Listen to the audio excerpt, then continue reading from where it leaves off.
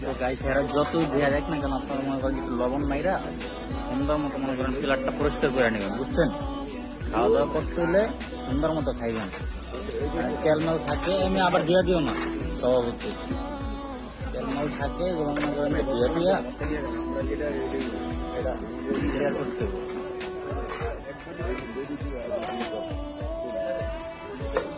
Relax.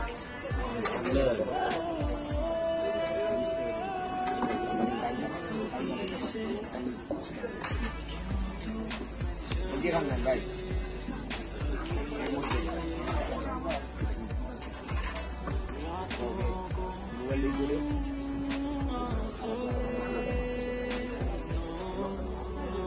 এই যে খাবার রিল্যাক্স, এই যে ঘুরাও খাবারই দেখাবে আমাদের।